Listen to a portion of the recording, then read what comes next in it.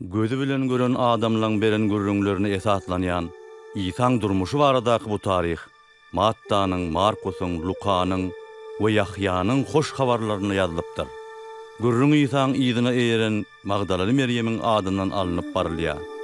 Oň beren gürrüň 2000 ýyl gowrak mundan ozal ýaşap geçen adamyň durmuş taryhyny ör boýuna galdyrýar. İsaň keşfini aktyor canlandyrýar. Muňýaly roly ýekeje aktyor munasip bolmasa da, bu zatlar biziň düşünüp hem İsadan öwrenip bilmegimiz üçin edildi.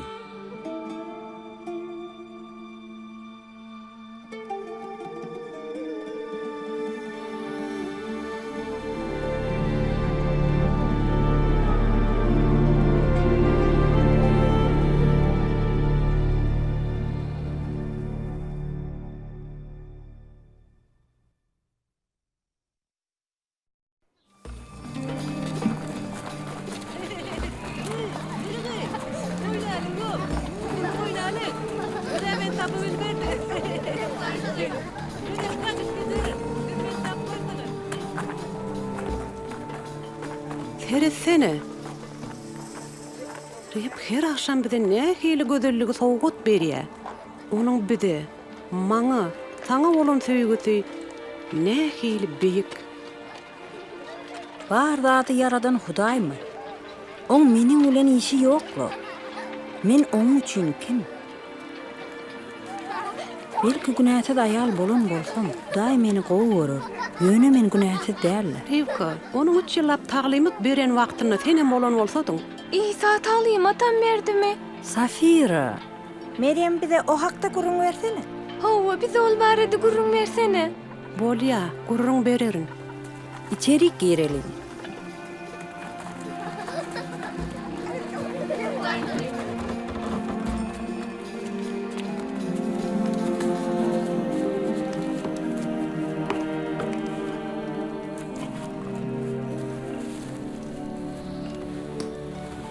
Onu biz ilki başından başlaýar. İtaatın hoş geldin. Yok yok. İsa'nın tarihini düşünmek için en başından başlamalı.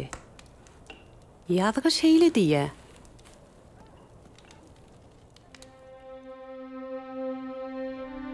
İlki başta Hudaý yeri, ähli ösümlikleri, hayvanları, kuşları, deniz balıklarını yarattı.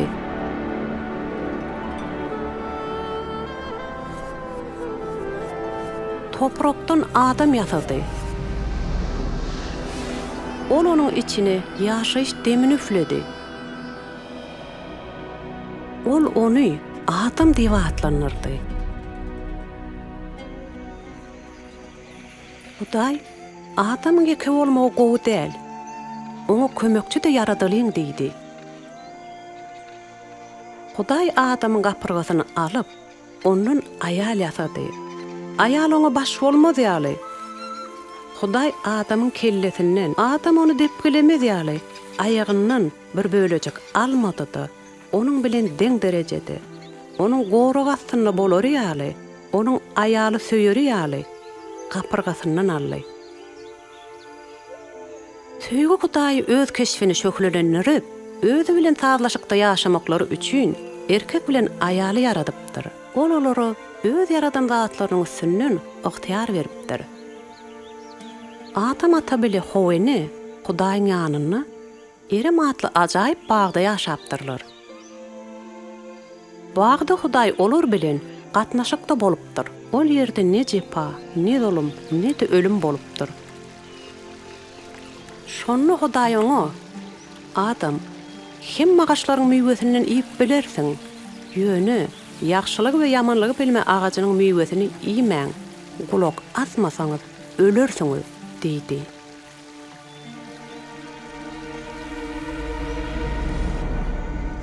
Günleriň birinde şeytan Howenyny ağladı.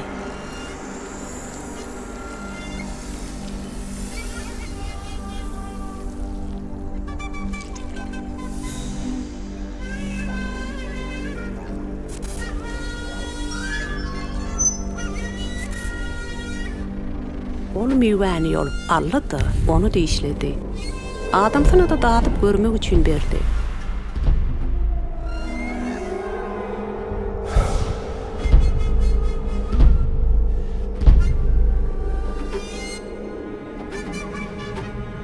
Adam atadır howenäniň gelşikdirdiğin etmedligi, erim bagynnaky, öz aralaryndaky, adamlar we Hudaý bilen aralaryndaky tazlaşygy bozdy. Hudaý yerini äletledi. Erkek adam agyr rahmet etse de war edildi. Ayal bolsa ejir çekip çağı dogurmaly, adam sana boyun bolmaly boldy. Hudaý şeýle hem ayalyň tohumundan ýylanyň kelletini manjyratjak birine dünýä iňnerjekdigine söz berdi. Hudaýyň sazlaşygy we yaradan zatlaryň şöhratyny dikeltmek islenligi mukaddes kitapda aýdylýar. Hudaýyň maksadynyň bir bölegi Awraýym açylypdyr. Awraýym Hudaýa jany teni bilen ananypdyr. Hudaý Awraýyma hem ol arkaly ähli halklara ak fata berjekdigini wada beripdir.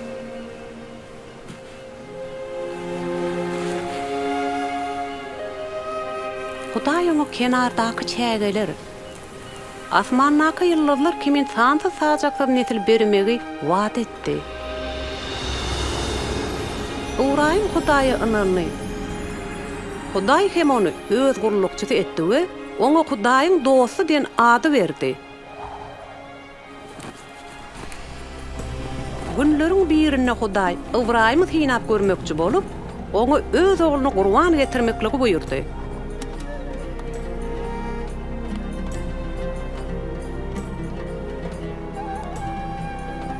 Awraýym şol olsa santı sajaksyz nesilleriň ähli halklara berejek ak patalaryň bolmajagyny bilýärdi. Ýöne şonu da Hudaýa ananly we oňa tawin boldy.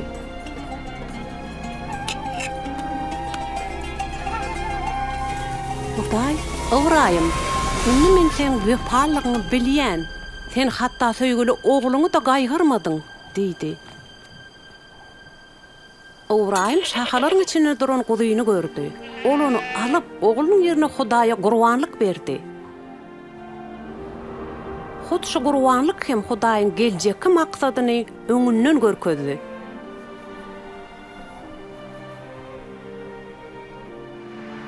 Hudaýyň maksadyny äleti derbi dagyn edip, adamlar bilen Hudaýyň arasyndaky gatnaşyklary dikeltmekdi.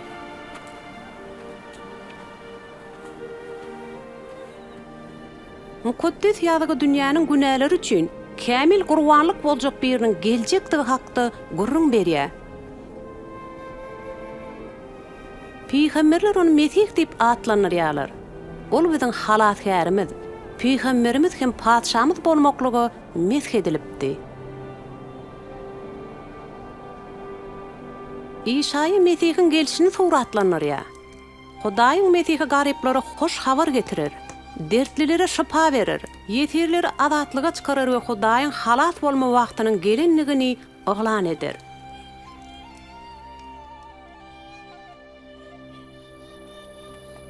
Yıllar geçip yer yüzüne İsa adlı mugallym peýda boldy. Ol şeytany ýeňip, bu dünýä nur getirmeli bolan kişimidike. Ol Hudaýdan gorkýanlary, utunç içinde ýaşaýanlary, öz ejizligini duýýanlaryny halat etjek. Wada verilen Mesih midike?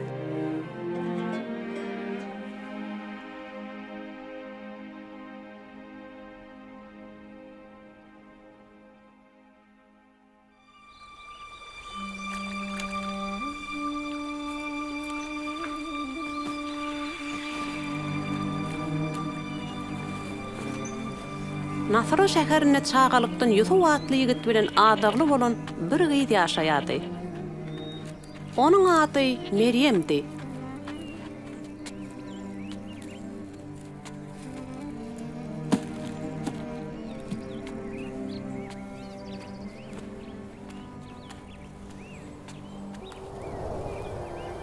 Rep sen bilenler, ol sana ak pata verdi. Korkma Meryem, sen Hudaýdan merhemet tapdın. Sen göwreli bolup bir ogul dogurarsyň. Onun adyna İsa daparsın. Men durmuşa çykmadyk gyz ahyry. Bu nädip beýle bolup bilýär? Mukaddes ruh inerdi. Seni Hudaýyň güýji urşap alar. senin göwräňde götürjek çağaňy Hudaýyň ogly diýler. Senin garynnaşyň bolan önülgesiz Elizavetam çağa doğurar. Ol häzir 6 aýlyk göwreli.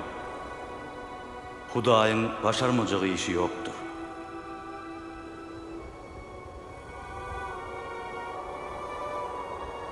Men Rebbin gyrnagy. Goý hemme zat oň aýdysy ýaly bolsun.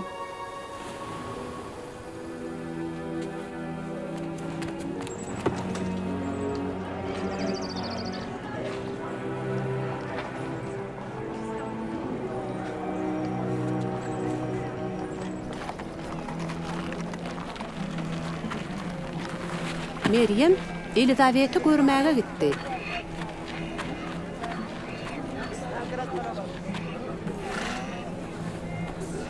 Elizavet, Meryem? Kıydım Meryem.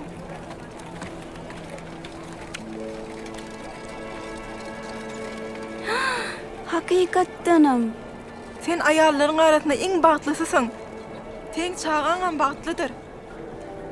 Mun ýaly bağıtmağa näme üçin berildi? Rabbimin ejesi men ýanyma geleydi. Sen sesini eşden wadymy? Göwrämnäki çağa şatlykdan ýaňa gymylla berdi. Men Hudaýyma alkyşaýdýan. Halasýarym Hudaýa kalbym şatlanýar. Ol maňa öz hyzmatkaryna nazaryn saldy. Hemmeler meni bagtly aýal hasaplar. Meryem Elizavetiň öýüne 3 ay mehmançylykda boldy.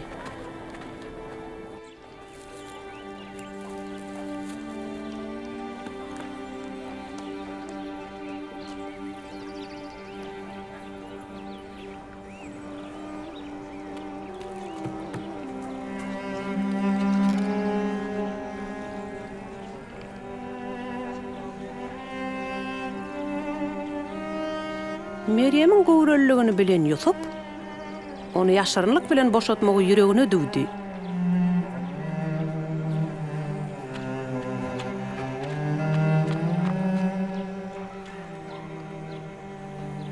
Emma Hudaýyň bir perişdesi Yusuf'un düýşüne girdi. Yusuf, Meryem'i özüňe aýarlyga almakdan gorkma. Çünkü onun gowretindäki mukaddes ruhdandyr. Ol bir ogul ogurar. Sen onun adyna İsa dakarsın. Sebäbi ol adamlary günälerinden halas eder. Şondan soň Yusuf Meryem'i aýarlyga aldy.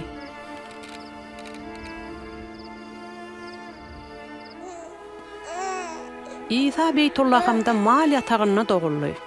Sebäbi garyndaşlarynyň otagyna Meryem bilen Yusuf'a yer tapylmany. Perişteler jem bolup, onun dogulanyna şatlanyp, aýdym aýtdylar. Çağany sünnet etmeli wagty gelende bolsa, onu İsa, ýagny Hudaý halas edýär diýen ady takdylar. Meryem bilen Yusuf onu awadatxana Hudaýyň öňüne getirdiler.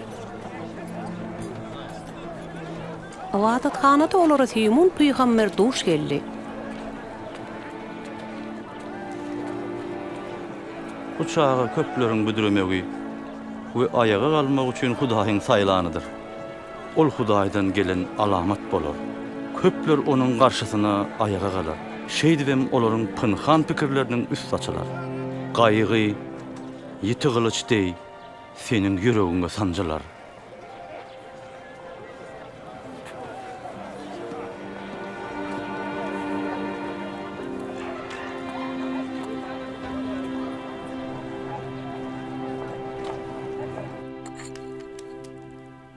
Bunu işlemde İsa'nın hemmeleri ýaly dälligine düşündim. Periştene çyp İsa Hudaýyň ogly diýip atlanyrdy. Ýöne gürrüň Hudaýyň aýal bilen gatnaşygy hakda däldir. Ol olary öz ýaradan zatlarynyň üstünden ygtyýar beripdir. Hudaý hemme zat edip bilýänler.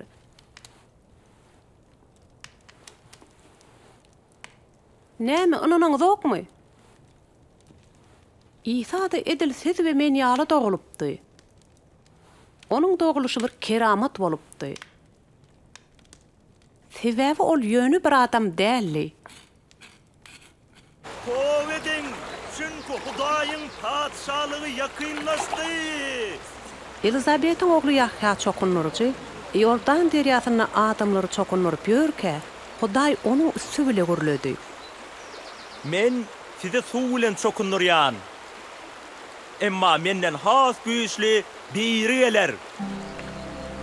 Men onuň çarıgynyň bagyny çelmäge de munasyp däldirin. O sizi mukaddes ruh hem ot bilen çokunurar. On küregi elindedir. Ol harman yerini tüpürüp, buğdayı amlarına yüzürür. Hamanı olsa tünbez otla yakar.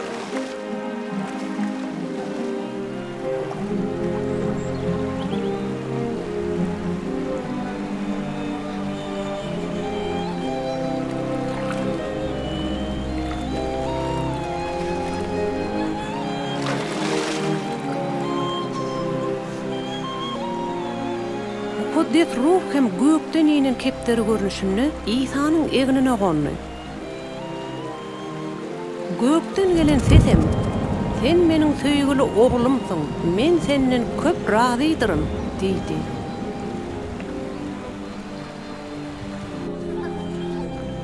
İsa çokunurlarından soň wagt etmäge gitdi. İsaň berýän taglymaty oň ygtyýaryny suwut edýärdi.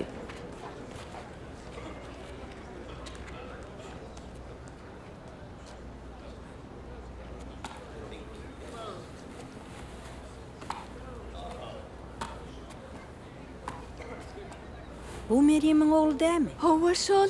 Ýuwaşrak bolun.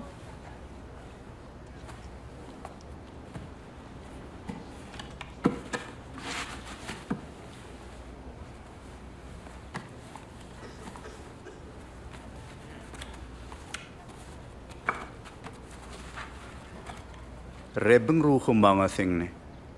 Çünki ol meni garyplara hoş hawar wagt etmäge, ýesirlere azatlygy, körlere gözleriniň açyljagyny, edilenleri halas etjegini, Rebbin ajaýyp gününiň gelenini habar bermäge mesih etdi. Ol gowul atlar aýdýar.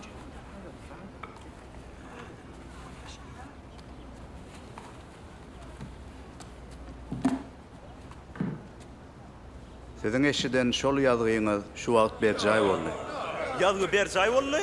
Bu atlan hemmesini diňe Mesih ber jaý Bir etdiler. nerden bileli? Oň sözleri hayran galyrýady. Gürködýän gudratlary bolsa, anam döredýärdi.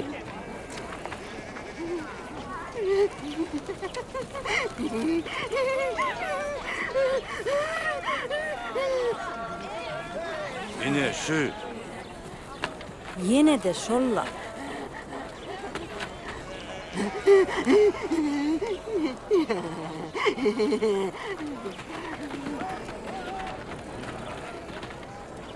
Bu kim?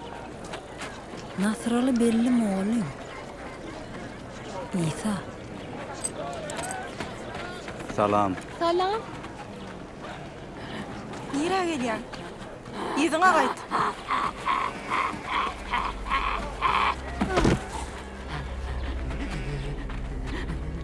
Muallim, ona yakınlaşma. Ona bir elek seyretsen mırdar bolarsyň. Meryem, Nasralı İsa, sana näme gerek? Sen kimdiňi bilýäs? Sen Hudaýdan gelensiň. rahatlanın. Jin arwahlar.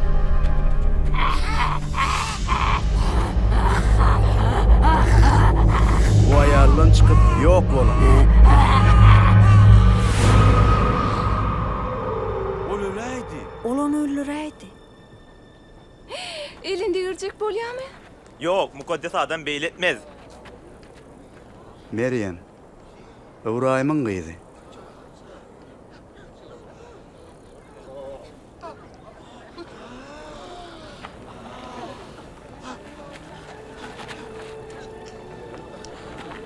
Ol sağalaydı. O diri. Nehir guduruk. Bu kimke? Hatta ruhlara maňa boyun bolýarlar. Bu gudrat. Bu kudret. Näde beýle bolup biler? Sağ ol.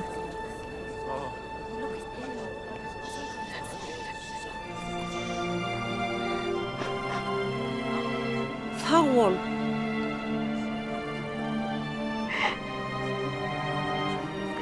Minnettar. Sağ ol.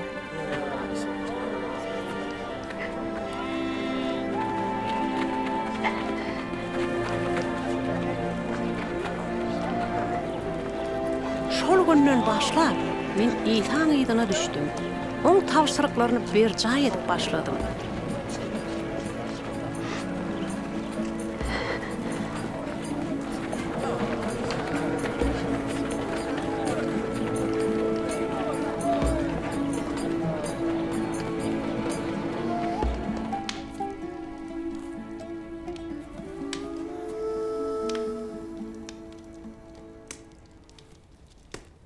Men köp ýyllap utanç içinde ýaşadym. Ýöne İsa maňa at awraýymy gaýtaryp berdi. Oň güýji mennäki arwahlary kowdy. Eýjejigim. Sapfira. Dina, sen İsa'nın sözlerini eşitdiň, gudratlaryny gördüň.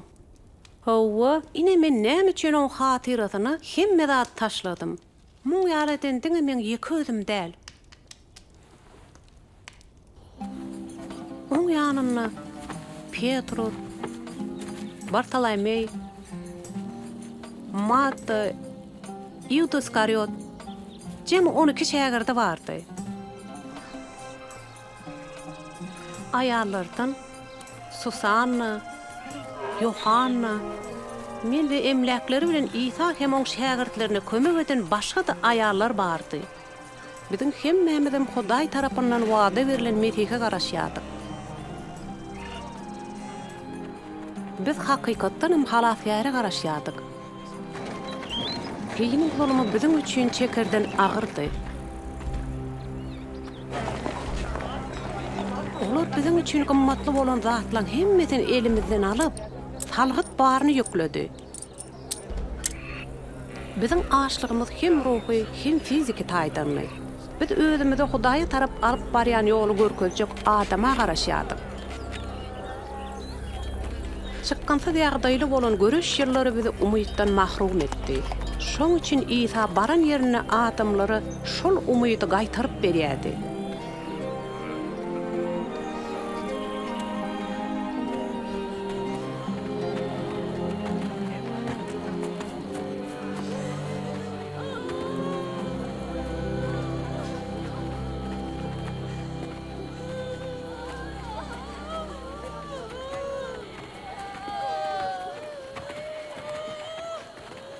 Bu kim?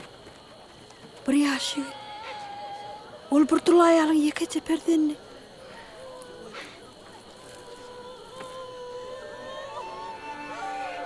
Ýaşygy tur.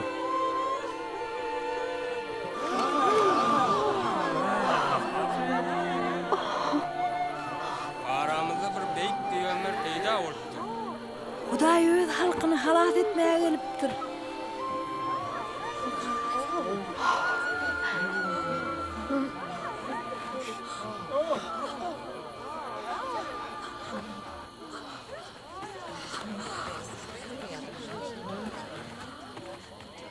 Ruhu garyplar bagtlasaňyz, çünki Hudaýyň padşahlygy sizinkidir. Häzir ajygýanlar bagtlasaňyz, çünki doýarsaňyz. Adamlar sizi ýigrenenlerine, özlerinden daşlaşdyranlaryna, insan ogly zerarly näletlänlerine siz bagtlasaňyz, şol gün begeniň we şatlanyň. Çünki göklerdäki sylagyňyz uly bolar. Olaň atalary da peýgamberlere şeýle gün görkezipdiler. 16, 17, 18, 19, 20. Barim şu. Bahar şu diýdiň näme? Baylar, dat günüňizde. Çünki siz eýem almaly datlaryňyzy alansaňyz.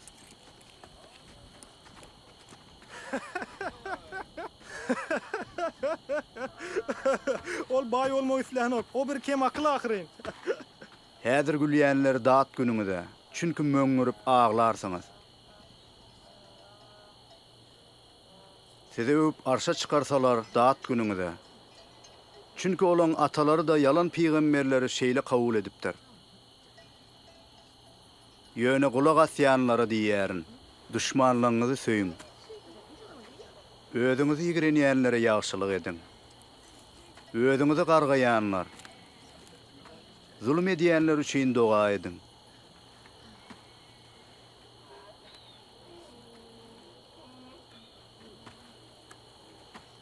Bir duluňyza ursalar,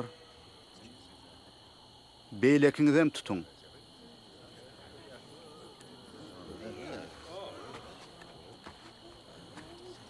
Donuňyzy alanyň köýneginizi almagyna garşylyk görkezip durmaň. Her bir dileýän adama berin. Bir zadyňy alan adamdan ýzyny bermegini soramaň.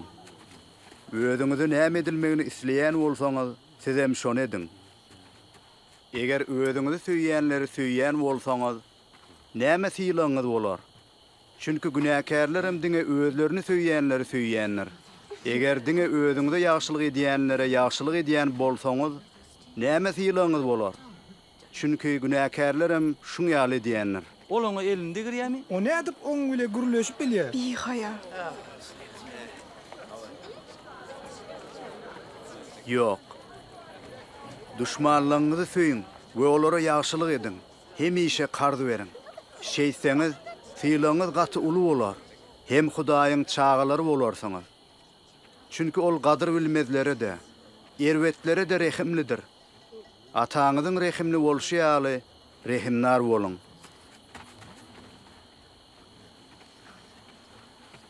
İsa, bizi halas et. Höküm çıkarmaň, size de çıkarılmaz. Ýazgyrmaň. Ýazgyrylmarsyňyz. Bağışlaň. Bağışlanarsınız. Ya Rabbi dödü olun bilekit. Berin, size de verirler. Haýsy ölçegi bilen ölçeseňiz, size de şonuň bilen ölçeniler. Hey, kör adam kör ýidip bilermi? Olaň ikisem bir çukura ýykylaýmazmy? Sen doğunyň gözündäki çöpü görýärsiňmi, öz gözündäki agacy görmeýärsiňmi? Halifa, bize yol görköz. Rabbimiz bizi halas et. Rabbimiz seni doğuran ne hili bağıtlı. Hudaýyň sözüni eşidýänler we onu berja edýänler bagtlydyr.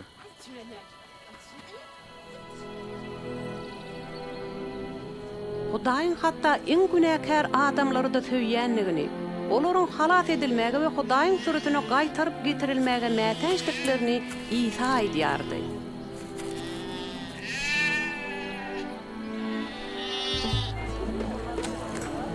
Ýyllyklaryň dowamyny däpde sorlaryny ýigrenip gelen ýat adamlarymyzy şeýle arzalap, töýüp bolýanlygyny biz bilmeýärdik.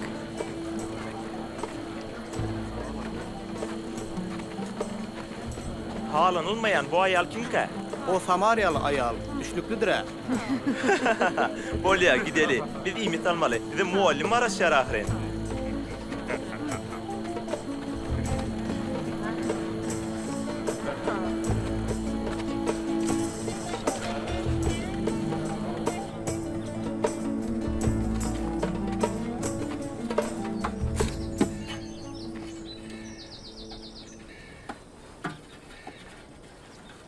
Maňa içeri ýaly suw berermiň? Sen Yehuda ahiri. Men bolsa Samaryaly. Sen nädip suw sorap bilýän? Eger sen Hudaýyň näme berip bilýänligini, kimiň özüňden suw dileýänligini bilýän bolsaň, özüň ondan suw sorardyň. Ol hem sana diýerlik suwuny bererdi. Mugallim, sen suw çeker ýaly gabyňam ýok. Guýy bolsa çuň. Sen suw nerden aljak?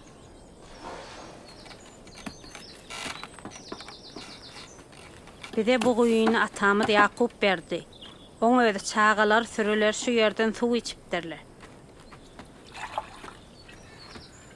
Sen näme Ýakupdan ulymy? Bu suwdan içen ýene de suw sar. Ýöne men berjek suwumdan içen adam hiç haçan suw samaz. Ol suw özüni içenler üçin baqy ýaşaýyşyň çeşmesidir. Mugallim. Qaydyp suwtama diýaly. Şu guýunyň ýanyna gelme diýaly. Şo suwdan maňa da bersene. Git de äriňi çağıryp gel. Men ärim ýok. Ärim ýok diýip sen dogry aýtdyň. Sen 5 äriň bolupdy. Ýöne häzirki ýaşaşyp ýöreniň sen äriň näl? Sen muny dogry aýtdyň. Mugallim, görýän wele sen peýgamber ýalyla. Men ata-babalam şu dagda secde edipdirler.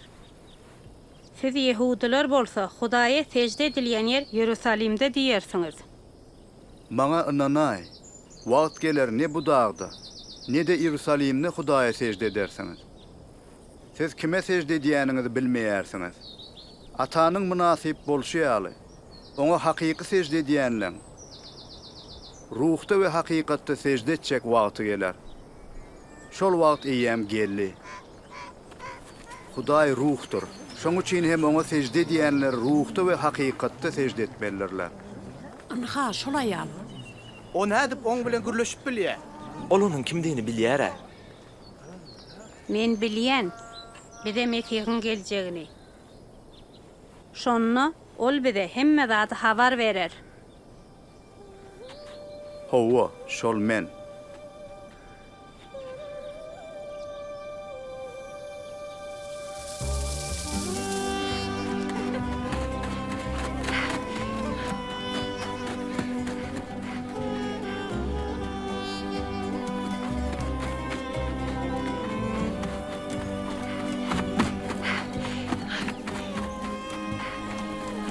Gelin, men durmuşunda bolan zatlaň hemmetini bilýän adam baryp görüň. Gelin. Ol Mesih mike? Mesih? Mesih? Vaat edilen peygamber bolup bilmet. Gelin, görüň. Gelin de.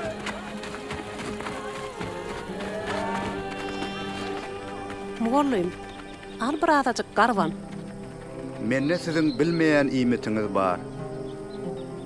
Oňa ýer ýaldat getirip beräýdilermi-ke? Men iýmitim özümi bereniň erkini berja etmekdir we onuň işini gutarmakdyr. Meydanlara seredin. Olar agaryp oraga gelipdir.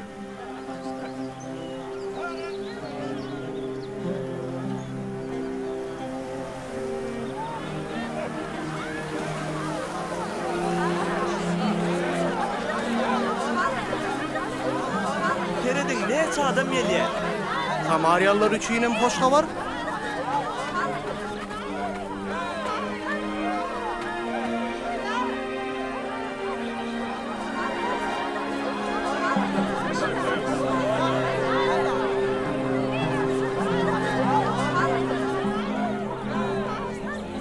Adamlar İsa'ň ýanyna gelip, oň öz ýanlaryna galmagyny we öwit nesihat bermegini haýyş etdiler. Biz o ýerde 2 gün bolduk. Şonda köp Samariýalılar oňa iman etdiler. Dilem size berler. Gözlem taparsanız. Kapyny kakın size açylar. Çünkü dileyen adam alyanlar. Gözleyen tapyanlar. Kapyny kakany açarlar. Haysur ata oğlu çörek sorasa ona daş verer. Balın yerine yılan verer. Ya da yumurtka dilese içyan verer. Eger siz öz çağlarınızı goğda atları bermeye başarayan bolsaňyz, onu gökteki ataňyz mukaddes ruhuny özünden dileýänlere nä derejede köp berer. Näme ýerkäm diýip janyňyzyň, näme gierkäm diýip bedeniňiziň aladasyny etmäň. Jan iýmitden, beden eşikden beýikdir. Gargalara seredin. Olar nähä ekinek ýerler, ne de hasyl ýygnaýarlar. Olaň garla saklayan ýerlerem ýok. Şonnu da Hudaý olary iýmitlendirýär. Siz guşlardan nä derejede gymmatsyňyz? Haysiňiz alady edip, boyuňyzy jinnek ýaljak ösürip bilýäňiz. Ujypsyzca zady da edip bilmeýän bolsaňyz, näme üçin başga zatlaryň aladasyny edýäňiz? Liliyalara seyredin. Olar nähili ösýärler. Olar zähmet çekmeýärler. Ýüpem egirmeýärler. Süleyman hem öz şöhraty üçin olar ýaly geyinmänler. Eger Hudaý ertesi oda atyljak meýdan otlaryny şeýle geyindirýän bolsa, sizi de geyindirer. Ey imany azlar. Ya Rab, biziň imanymyzy köpelt. Eger sizde garçysaň tohumy aljak imanyňyz bolup, şol duran incire, yerinden gozganyna deňle geç diýseňiz, ol size gulak asar.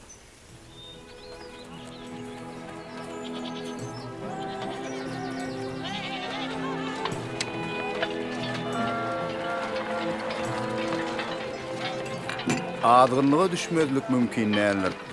Ýöne şol azgınlygy alyp barýanyň daat gününe, oňşu çağılaň birini azdırandan boynunu degirmen naşyna asyp deňde oklanany gowalardy. Hudaýyň paçalygy näme meňdeýär? Garçysa tohumyny meňdeýär. Bir adam garçysa tohumyny alyp öz ýerine ekýär. Ol ulolup ullokan agaç bolýar. Göğün kuşlary hem oň şahalaryna gidilenýär. Oň näme arada gurrun edýänine düşünemin. Siz näme bu salgyt ýygnayjylardyr günäkärler bile iýiçýäňiz? Lukmana sağlar därler, sırkawlar mätäçdir. Men dogry adamlary därler, günärleri towa çağırmagy geldim.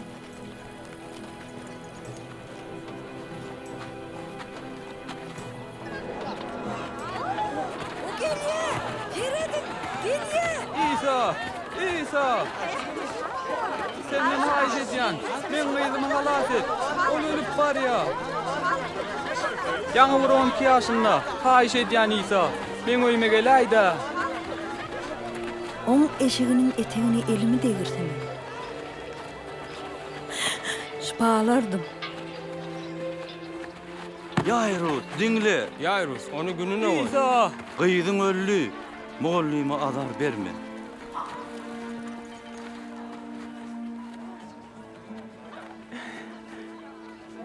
Korkma.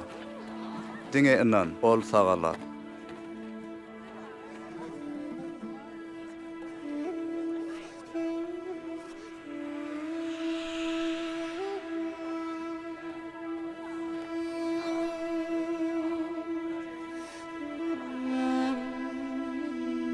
Kim maňa elini egerdi?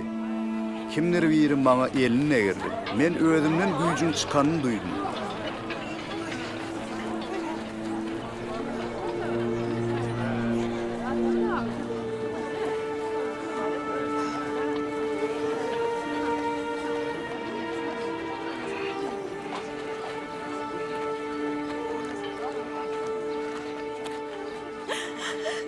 Ben elimi devirdim.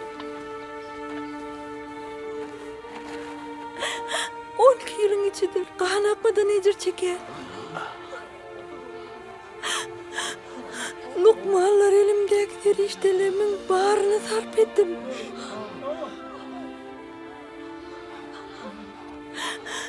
Men sana elimi degiren wadymy şüphalym.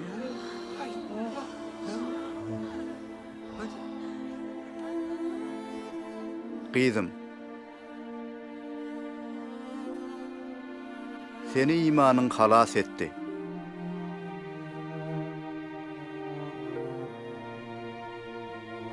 Bar, sagaman git.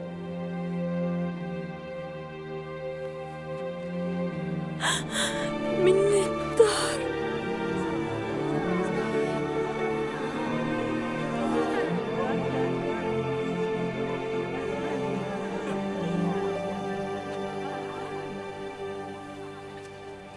Oňa gyýdym diýdimi? Hawa. Biziň kanunymyza göre ol aýal 12 ýyllap arasa däl ahyry. İsa oň maskaraçylygyny örtde awraýyny aýtyryp berdi. Garaz nämeň? İsan güýjüniňmi? Ýa-da duýgudaşlygynyň şypa berýänligini mene bilmedim.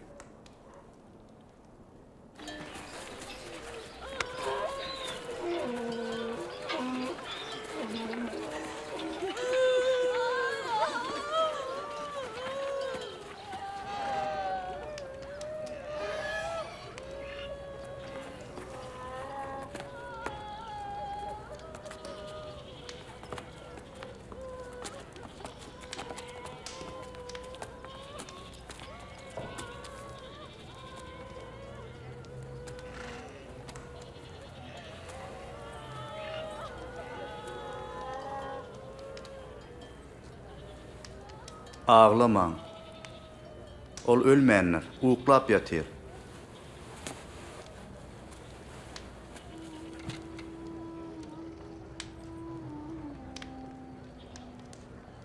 Gyzym.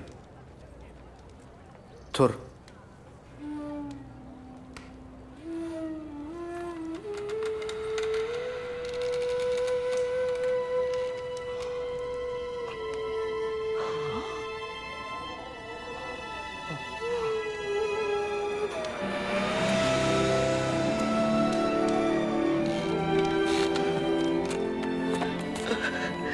Oňa ýer ýaly, zat berin. Hem bu ýerde bolan zat hakda hiç kime aýtmaň.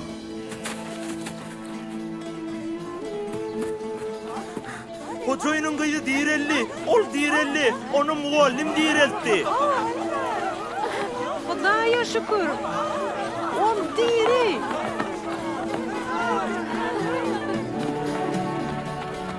On görkeden gudratlary baradaky gurrunlary ýaýraýardy. Barha köp adamyň ýygyna düşýärdi.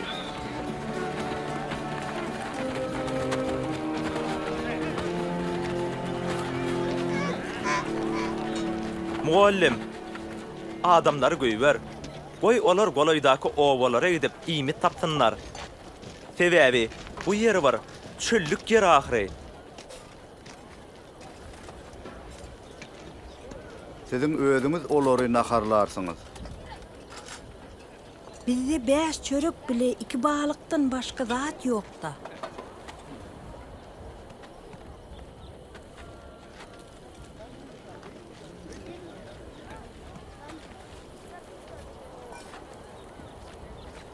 Öz şöhratynyň hatirasyna bize çöregi sowgat berýän Rep Hudaýymyz mübarekdir.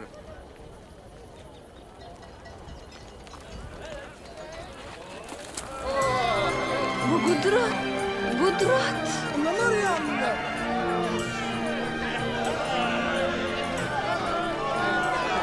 Biziň hemmämizden iýip doýduk. Galanlaryny ýygnap 12 tebet doldurdyk. İnsan görkeden bu täsin gudraty biziň üçin ak pata boldy we bizi öz ýygyna düşmäge ruhlanýardy.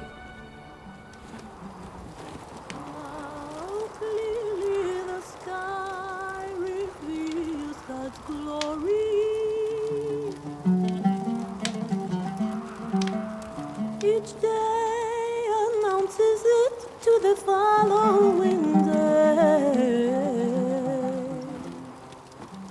Kim meniň ýygyma düşjek? Ýa Rab, men seň bilen itjek. Ýöne ilki öýümdäkiler bilen hoşlaşmagy ruhsat der. Adaly elini goýup ýygyna garaýan adam Hudaýyň paçalygy üçin yaramly bolmaz. Kim meniň ýygyma ermek isleýän bolsa, özüni inkar edip haçyny alyp ýygyma düşdün. Kim janyny halas etmek islese, ol onu ýitirer. Kim janyny meniň urumna ýitirse, ol onu halas eder. Tebe bir adam dünýäni gazanyp da özüni ýogaltsa, oňa näme peýdasy bar? Kim men sözlemden utansa, insan oglam özüniň atasynyň mukaddes perişteleň şöhratyna gelenne ondan utanar.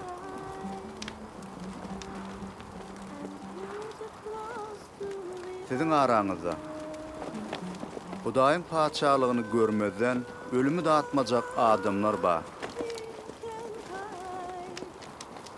From its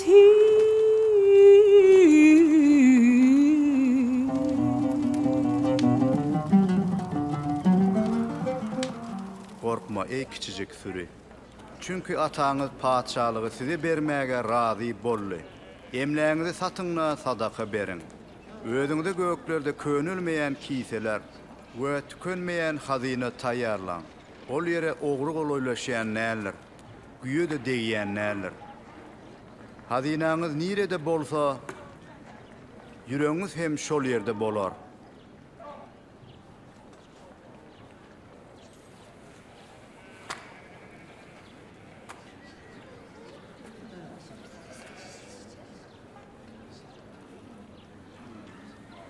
Ey Zenan, sen öz keselinden sagalyan.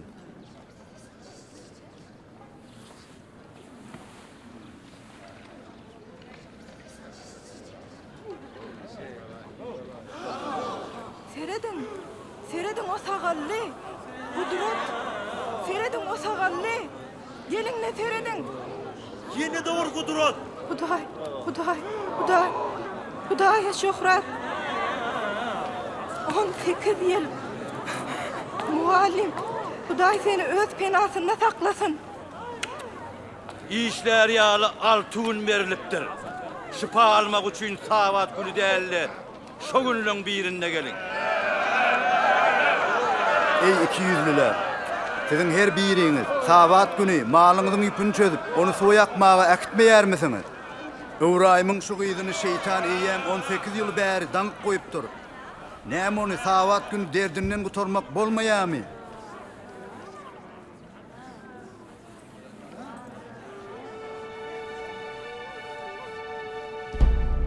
İsan getirýän täsiri Rim häkimlerini we biziň dini ýol başlanmady alada goýýardy. İsan getirýän täsir Rim häkimlerini we biziň dini ýol başlanmady alada goýýardy.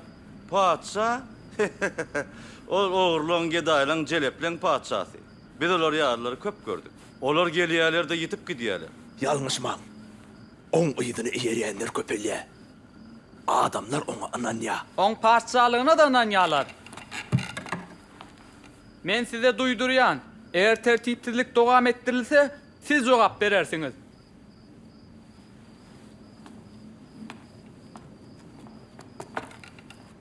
Oň mamla bolmagy mümkin. Şol jelileden saklamak gerek.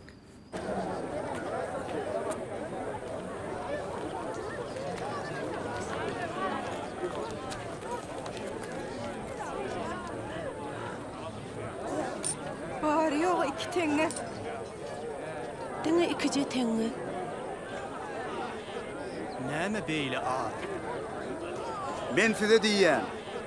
Bu garyp aýal hemmelerden köp berdi. Sebäbiliklerin hemmesi özlerinin artanny Hudaý ýoly berdi. Bu aýal bolsa, garyplygyndan ýa-da elindäki barjy çörek pulunu berdi. Sen bize aýt, sen bu zatlara haýsy ýytyýar bilen edýäň? Sana bu ýytyýary kim berdi? Menem sizden soraýyn. Aýtsaňyz lan, Ýahýanyň çokundurmasy gökden berilipmidi ýa-da adamdan? Ýytyýarynyň niredenligini bilmeýäs. Onu menem haýsy ýytyýar bilen edýänimi aýtmaýan.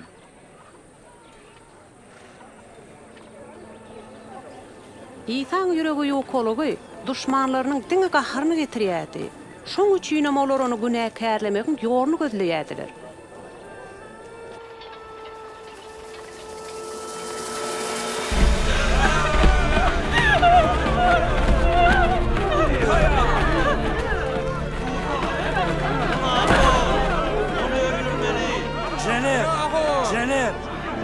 Oğlum, dinle, bu aýal zınaň üstünde tutuldy. Musa kanunyna bunun ýarlary da aşlap öldürmegi buyurýar. Howwa! Onu öldürmeli! Onu öldürmeli! Onu öldürmeli! Sen näme diýýäň?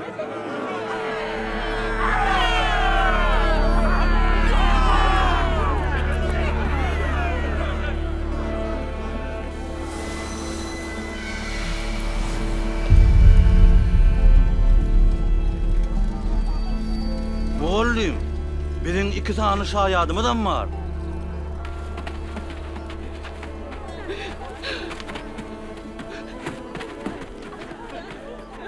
Bu aýalyň näme jeda bereli?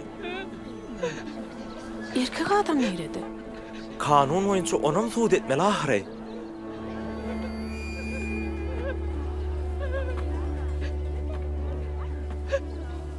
Sizin haýsyňyz günäsiz bolsaňyz, bu aýala daşy ilki şol atsyn.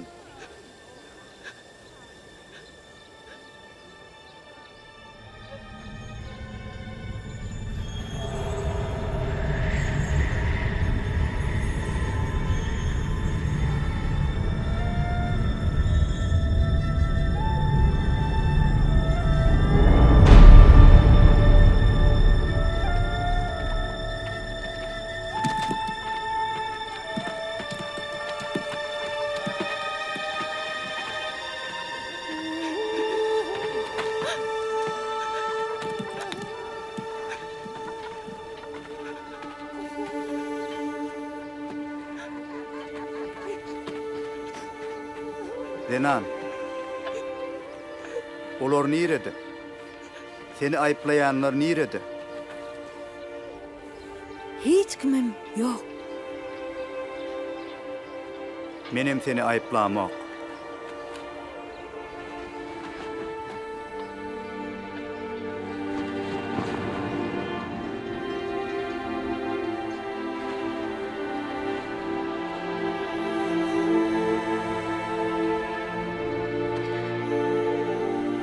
Bar, kaydıp günah etme.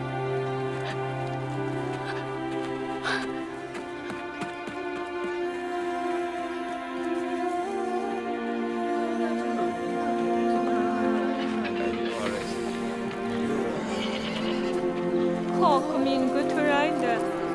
Yalan boyunma min, ne görüyorsun mu? Men İsa'ny görýän. Kanunu inkar edýär. Bir dayhan ekin ekmeğe çıkıptı. Savat gününü bozýar. Tepenne olan käbiri yolun. Günahkarlar bilen dostlaşýar. Böğün kuşları gelip. Eger şu gidişine yol versek, onu hemmeler ona iman eder. O sebäpleri immiller gelip, bizim ibadathanamyzy buyuran eder. Käbiri mes toprağa düşýär. Olar göwürüp çıkan soň bol hasıl etdiler. İsa'ny dodaga düşürmek olara başartmady. Emma olar näme etmeli bolsa da edip, oňuňuna böwet bolmagy yüreklerine düwdiler. Şeýdip olar şägirtleň arasyndan bir dönük tapdylar.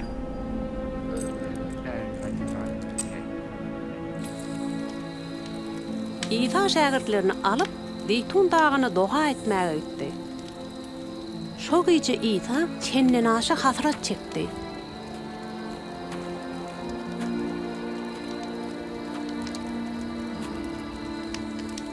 Siz näme uklap ýatyrsyňyz?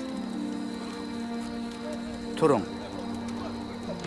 Sinaga düşmedi ýaly doğa edin.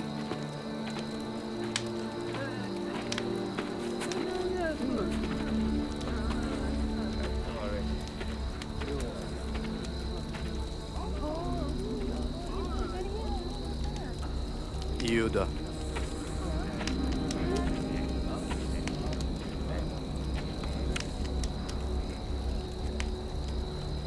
Oşamak bile insan oğluna hainlik edýämiň. Yarep, kılıçlalı mı? Erik gelin, olar tutun. Saklanın, bes edin.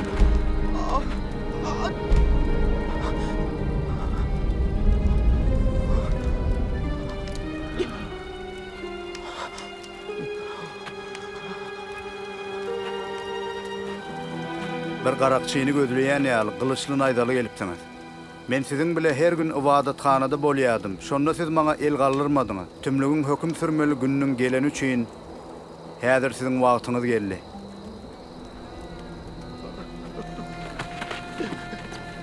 Kızsavadım.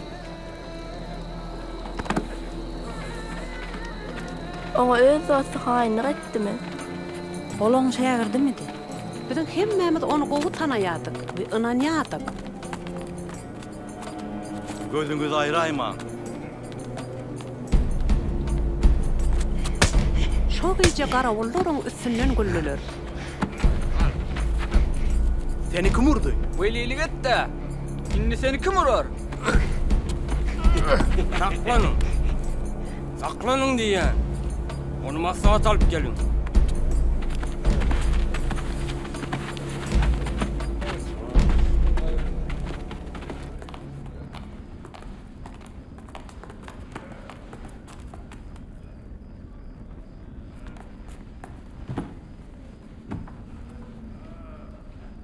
Aýtsana, diýmek sen Mesih mi?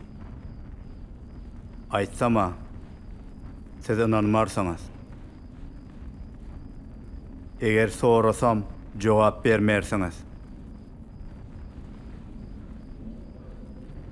Mundan beýlek insan ogly gudraty güýçlüğiniň sağ tarapynda oturar. Diýmek, sen Hudaýyň ogulla. Mennigimi sen aýdyp dursaňa. Ol Hudaýa dil ýetirýär. Bize başga şaýat. Siz ol Hudaýa dil getirenini eşitdiňiz. Biz onun öz alnından eşitdik. Ölüme münasip. Onu Pilatus'un yanına alıp barar. Onu ekidin. Şeydip onu Rim hükümdarı Pilatus'un yanına alıp gittiler. Zalim Pilatus eýýän müňlerçe adamy haza çüýlemäge hüküm edipdi. Muň ýaly ir gelip siz menden näme isleýäňiz? Adam halka azdırıyor. Ol bütün Yahuda'da gozgalanyňy çagyrýar. Ol günäli. Kaysara salygy tölemegi gadagan edýär. Özüni hem mesih, hem padşah diýip yglan edýär. Padşah? Sen Yahudan padşasy? Özüň aýdýam. Kaysardan başga padşahymyz ýok. Kanunumuz boýunça ol ölmelidir. Sebäbi ol özüni Hudaýyň ogly diýip atlandyrýar.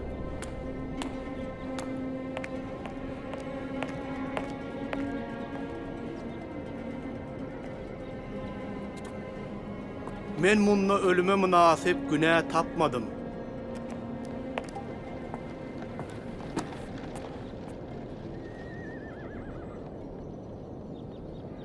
Men munu kamçylap, kok goýbermegi buyurýan. Eger onu boşadaýsyň, onu Kaysara dost dälsin.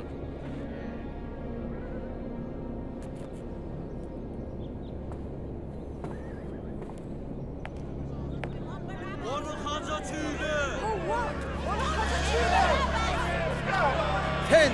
Sen onu kamçıla. Özünü padşah saýan adam Kaysar'ın düşmanıdır. Sen näme garaşýan?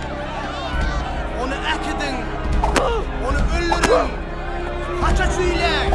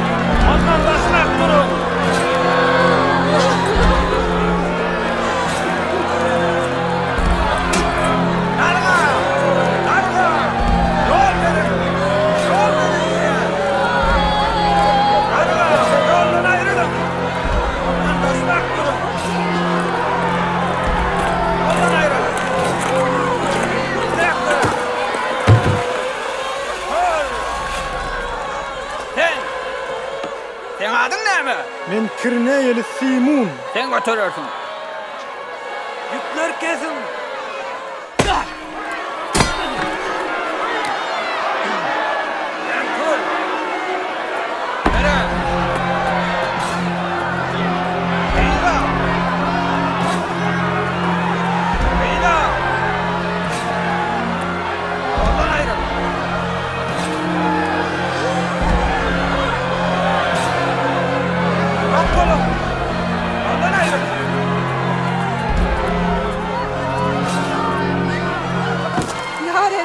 Biz seni için ağlayas. Al iç, iç. Ya Rab, iç. Ýerusalimyň gyzlary. Men üçin ağlama. Özüňiz hem çağlaňyz üçin ağla. Eger gök ağaca şeýle diýen bolsalar, onu gursuna näme bor? Hudaý sana kömek etsin.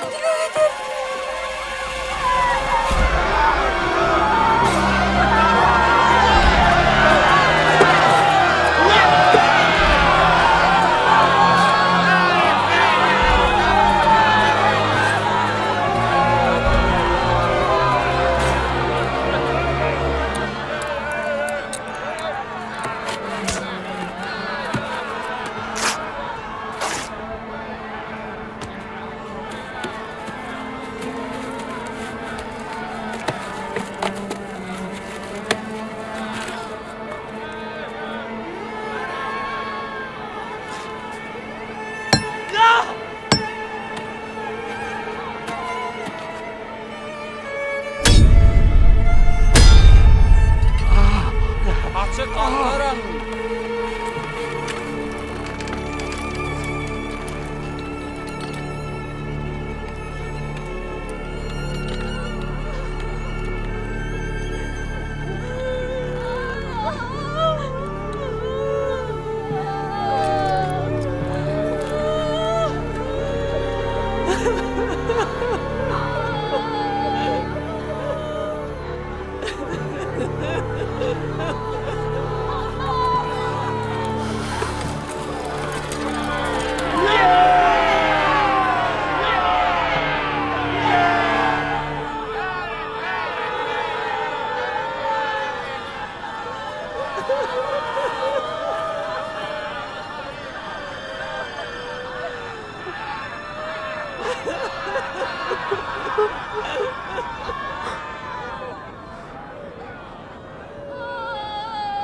Atam, olan günahsini geç.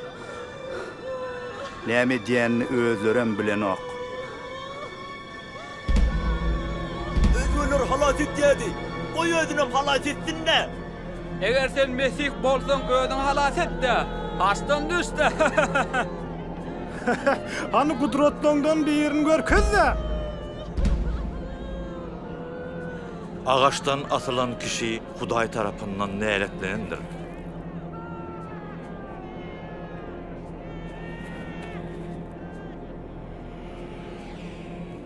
Hazret, yiti hancar kimin, yüreğimi dilli. Gaýgy, ýiti gylyç deý, senin ýüregiňe sanjalar.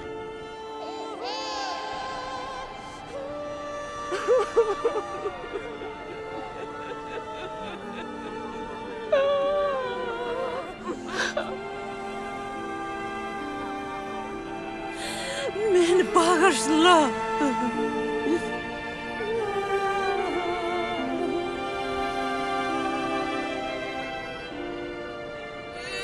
Eger sen Mesih bolsaň özüňem bizem halas et. Sen Hudaýdan gorkaň okmy? Ol hiç ýyly günah etmese de biziň ýaly jeda aldy. Ya Rab, cennete baranda menem ýatla. Söz berýän. Şu gün men bilen bile cennette bolarsyň.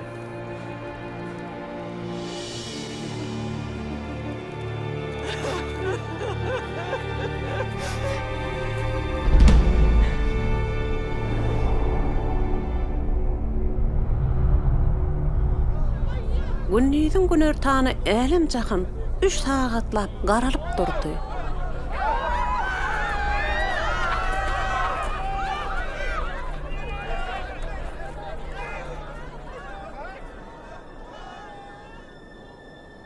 Atam.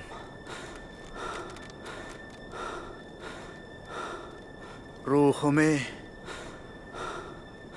sen eline berýän.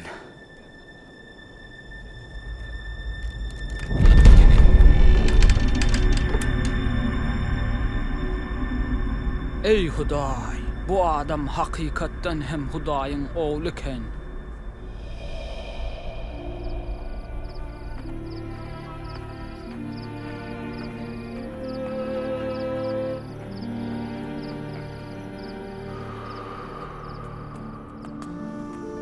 Şo ýerde İsa'nyň hökm edilmegine gatnaşmadyk. Maslahatyň dogruçul bir agdasy bardy. Onuň ady Arimatiýaly Ýusupdy.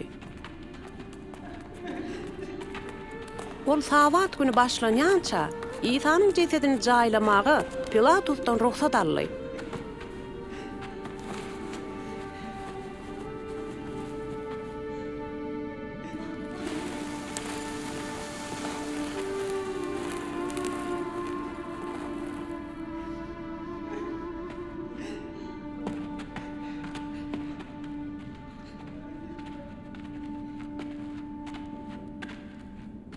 Bizi bağışla. Biz Rabbimiziň cesediniň izinden gelýäs. Elbette. Yönü tizrek bolun. Savat günü yetip gelýär.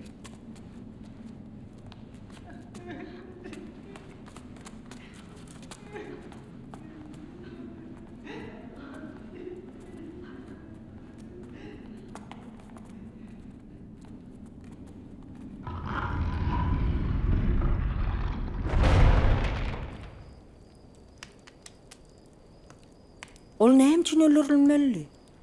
Eger ol Hudaýdan ýelenmirdi, onda näme üçin özüni öldürmäge ruhsat berdi? Menem edil şo soragy beripdim. İnsan gara güýçlüň üstünde maqtyary bardy. Hatta ölüler omaňa boyun bolýadylar. Näme üçin ol özü üçin iştat etmedike? Men oň ýanyna 3 ýyllap boldum. Men oň mesihdigine inanýadym.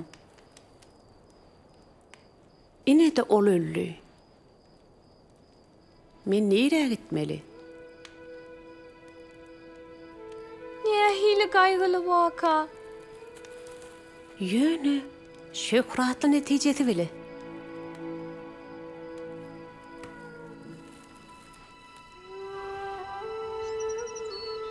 Biz Rebbin cesedini yağlamak üçün, üçülüncü gün elimizde müş kanvarisli yağları alıp, kavrın yanına vardık. Feredin daha şayrılıptır.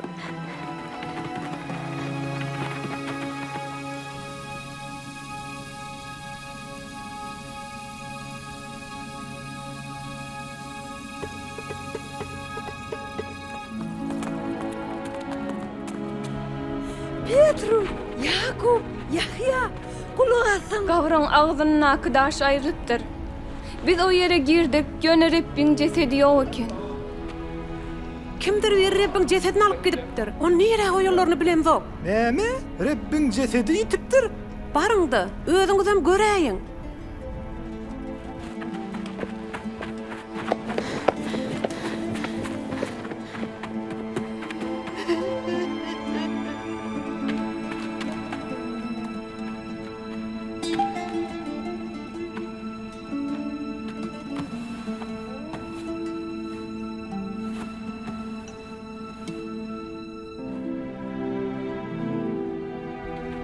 Petrus gawra girip çıkan soň, beýleki şägirtleň ýanyna gitdi. Ýöne men hiç taýda düşünmän, zar aglap ol ýerde galdym.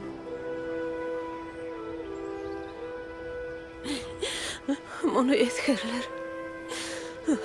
Ya fariseyler edenler.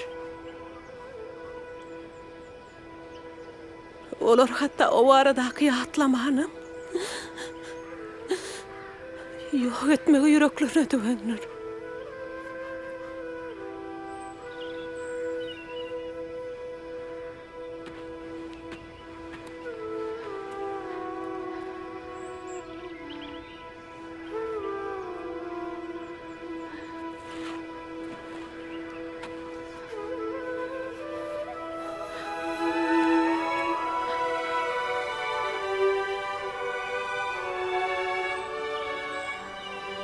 Ey naçar, näme üçin ağlayan?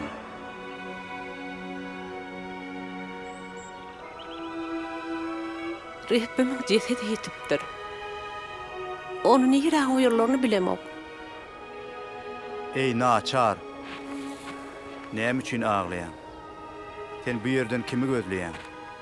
Cenab, eger sen onu alan bolsaň, onun cesedini nirde goýanyňy aýt.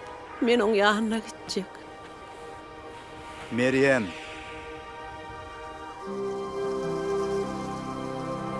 Muallim. Maňa elini degirme. Sebäbi men entäk atamyň ýanyna baramok. Ya Rab, sen direk enin. Barda, muny dogunlanmaýt.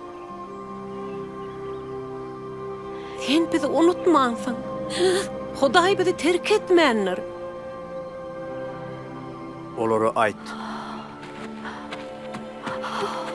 Men Rabbi gördüm. Men Mesih'i gördüm.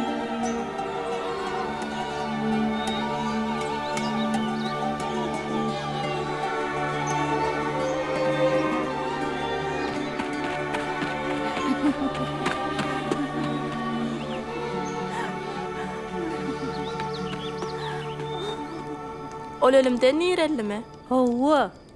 Nädip? Ol ölümden güýçlidir. Onu näme üçin ölmeli? Ölümü yeňmek üçin. O gün men bir wada hemme zada düşünmedim. Ýöne ýitabyda köp gedek görünýär. We taglymat berdi. İsa gelmedinden bir näçe ýüzýylyklar öňünden Peygamberler Mesihiň çekjek jepalary barada velilik edipdirler. İşaýa biziň günälerimiz üçin oň beden deşildi. Bize parahatlyk getirmek üçin ol jepa çekdi. Biz oň yaralar arkaly şifa tapdyk diýe.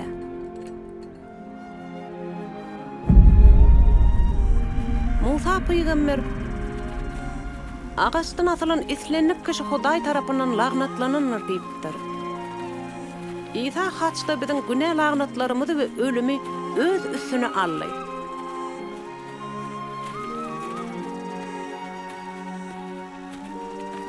Oň ölümi we dirilmesi bizi erwetligiň gannallaryndan, tömlegiň we gorkuýynyň häkimliginden hem utançdan azat etdi.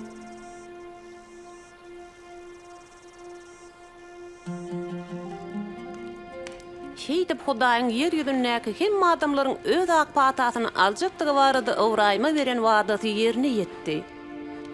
Hemme adamlar? Ayallarymmy? İsa meni owraýmyň gyýdy diýip atlanyrdy. Henem oň üçin gymmatlysyň.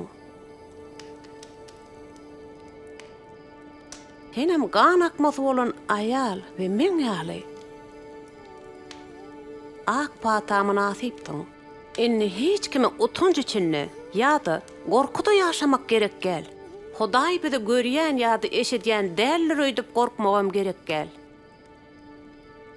İsa özü hakda şey diýdi. Rebbin ruhu maňa siňni. Çünki ol meni garyplara hoş habar wagt etmäge, esirlere adatlygy, körlere gözleriniň açyljagyny, edilenleri halas etjegini, Rebbin ajaýyp gününiň gelenini habar bermäge mesih etdi.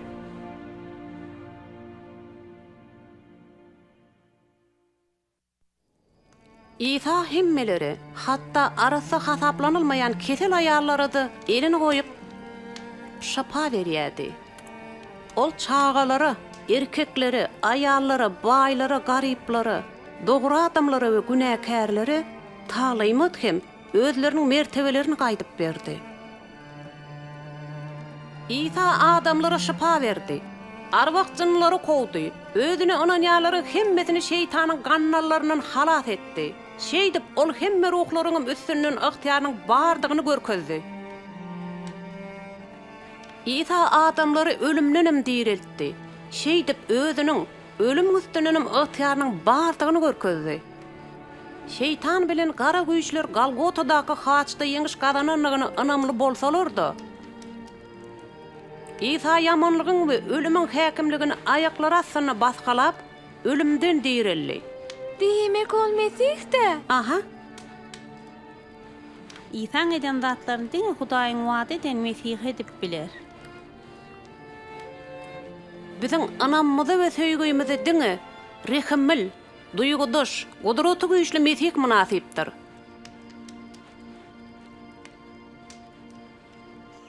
Hudaý dünýäni yaradanyny, erkegi we aýaly öz huduryna ýaşaýaka, şatlygyny paýlaşmak üçin yaratdy. Oň maksady şeýledi. Ýöne biz oňa inanmadyk, tawşyryklaryna boyun bolmadyk. Bu utançda hereket bedi, Hudaýdan aýra saldy. Erkek bilen aýal hem bir-birinden daşlaşdy. Biz hem diýen etmezlikde ýaşamagymyzy dowam etdirýär. Ýazgyda günah etmedik adam ýok diýilýär. Günäniň netijesi ölüm we Hudaýdan aýra düşmekdir. Ýöne biziň Hudaýyň söýgüsini bilmän, maskaraçylykda we gorkuda ýaşamagymyzy ol islemedi. Awraýymyň oglunyň deregine Hudaýyň guzy berşi ýaly. Ol İsany biziň deregimizi ölmek üçin berdi. İsaň durmuşy, ölümi we ölümden dirilmesi oň ýzyny eýerenleriň Hudaý bilen ýitiren ara gatnaşygyny dekeltdi. Kudraty güýçli Hudaý bilen bolan bu bir gatnaşygy hatda ölümmüzem ödüp bilmez. Garakçy haçly ölüp barýaka İsa iman edip, halasgaryň şu gün men bile cennetde bolarsyň diýen sözlerini eşitdi. İsa halasgardygyna iman etmek bile biz ebedi cezadan gutulýar we Hudaý bilen baky ýaşaýar. Nädip? İmany oň ýzyna eýermek bile. Ol men ýalyny kabul edermi? Meryem kimidi muňa mysallarys. Kabul ediljegimi nädip bilerim? Oňa iman et. Dilek et. Oň bile gürleş.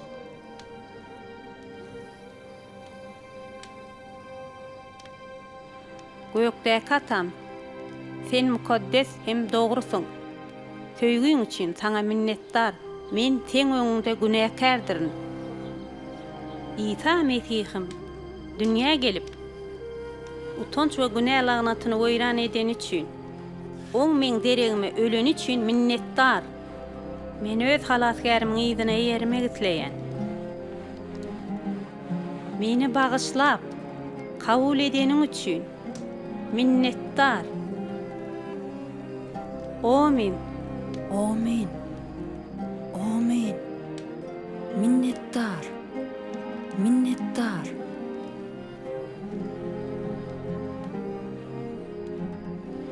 İsa goýullan men sesimi eşder. Men olary tanaýan. Olar men ýyzyma düşerler diýdi.